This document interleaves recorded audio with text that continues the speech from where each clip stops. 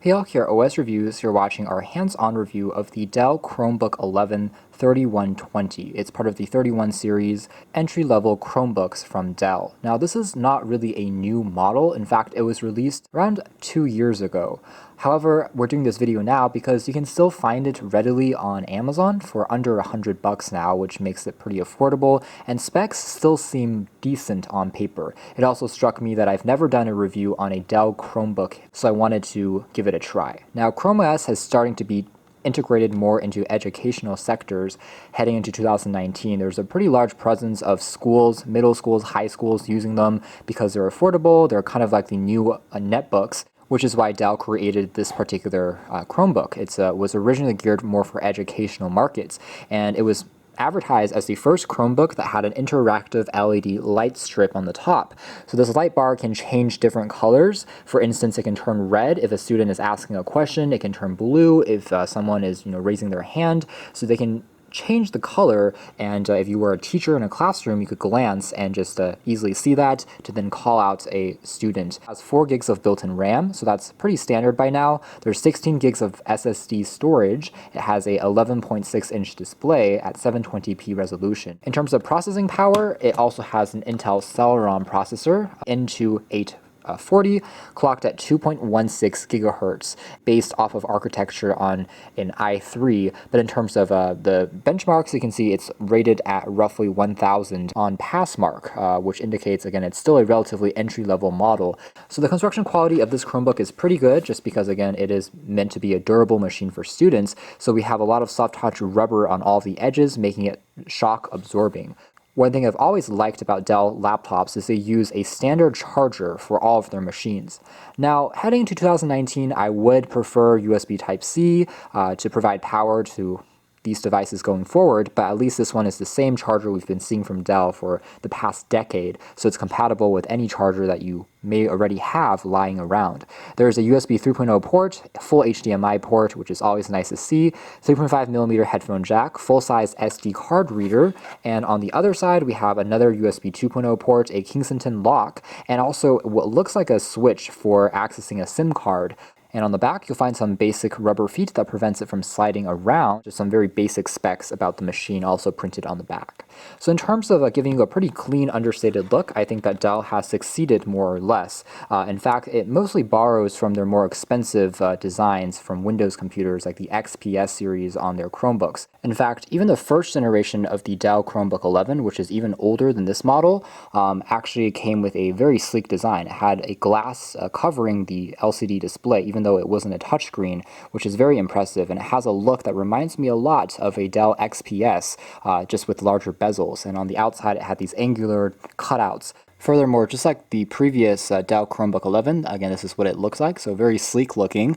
It's not going to be the thinnest computer in the world, especially since they're built to be more rugged and industrial with these rubber accents. So if you want the lightest experience, you will probably find that from Asus or a competing brand. Anyways, opening this up, we do have a pretty typical modern look, including a chiclet or an island style keyboard that has a nice overall amount of depth and travel to make typing pretty easy. There's also stereo speakers which are facing upwards towards you, which is great. A lot of Chromebooks pop them on the back, so this is actually a pretty nice overall experience for listening to music and watching videos. One thing that's always surprised me about Chromebooks is the speaker quality seems to be great across the board. I've yet to come across a Chromebook where the audio has failed. In fact, a lot of Windows computers have more tinny speakers, so it's impressive to see how on these really cheap computers, manufacturers are actually doing a great job in the audio. Anyways, we have a pretty large trackpad on the bottom, which measures roughly 3.5 inches diagonally. It's a single piece that you can press down, and it's pretty responsive, but it's a plastic trackpad as opposed to glass, which you'll find on more expensive computers. I would say the display is the one element of the design that's showing its age the most, just because it has huge bezels, especially on the top. It might be one of the largest I've seen from a Chromebook yet, but again, it's meant to be a very rugged design. so perhaps that's one reason to protect the display. It's also a non-IPS display, which means that viewing angles are not going to be great. If you start tilting it back, you can see how it loses its color accuracy and saturation, so you do have to look at it pretty much head on. It is a very standard panel in terms of resolution and brightness, things like that, as far as Chromebooks are concerned. So perfectly adequate, but it's not going to be mind-blowing. However, the hinge of the Chromebook here does fold all the way down 180 degrees for some added durability, which is a nice little addition from Dell, making them less easy to accidentally snap into two. With that being said, the hinge mechanism that Dell is using, so this split hinge design on the left and the right in these very small pieces, is compared to something like this, or one of the MacBooks, which has the hinge across the entire kind of area here. I feel like the weight is easier to support. It looks more modern, and it might be a little bit less prone to damaging, because I've already come across a few sellers on eBay selling this for parts just because the hinge is getting really loose. Alright, so the software experience is nothing unexpected because, again, Chrome OS is essentially the same on all of these machines, and they push over-the-air updates very consistently, so you have a lot of security patches and new features being added. Every time that the computer shuts down and reboots, a new update will be automatically installed for you, which is pretty neat. With that being said, one of the limitations of this particular Chromebook, first of all, is it doesn't support the Android apps. So it doesn't support the Play Store out of the box. But anyways, you still have the latest versions of Gmail, the latest version of the Chrome browser, and there is the Chrome Web Store for accessing versions of applications built into the browser, which you may want to use. The overall menu navigation is pretty snappy and responsive without much stuttering, so that's nice to see.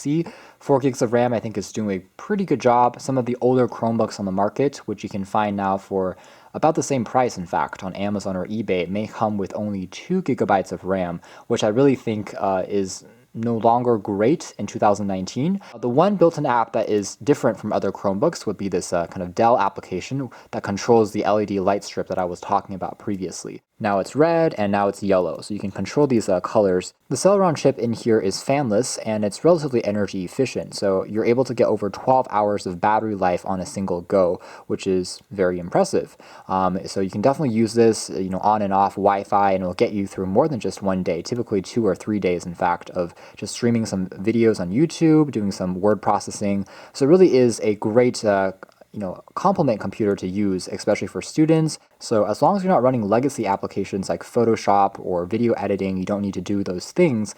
That's where having a web browser based product like Chrome OS actually still is pretty powerful, and because all the resources like the processor and RAM is being used in the web browser alone, it doesn't have to worry about all those other things running in the background. It's a very efficient OS, and that's why performance is able to be better than a lot of Windows computers if you're only doing web browsing.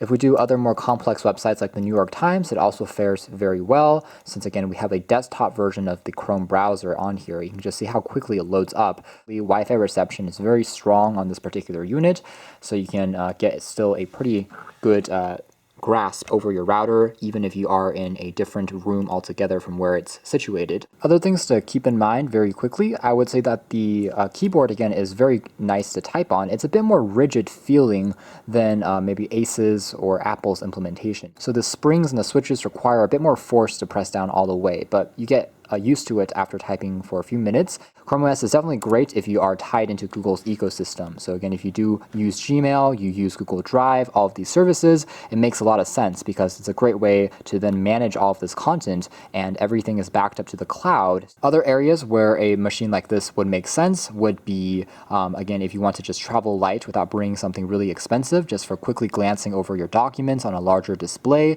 It also is relatively safe because it's protected by Google. Google, and if you lose the Chromebook accidentally, you can log out of your account remotely from any device, and you're able to just wipe the data using one click. So the machine is almost like a disposable shell, making it very affordable, but all of your information is still stored and saved on your Google account. It's a decent value that doesn't really have any flaws when it comes to performance and giving you a solid construction as well. With that being said, I wouldn't say this is my favorite Chromebook either. There are versions which I would recommend ahead of it. For example, the HP Chromebook G5, which you can find for about $50 more, gives you a touchscreen, the same 4 gigs of RAM, a very similar processing package underneath the hood, but it's newer and hence also supports the Play Store. So you can download Android applications, which I think makes it a lot more versatile.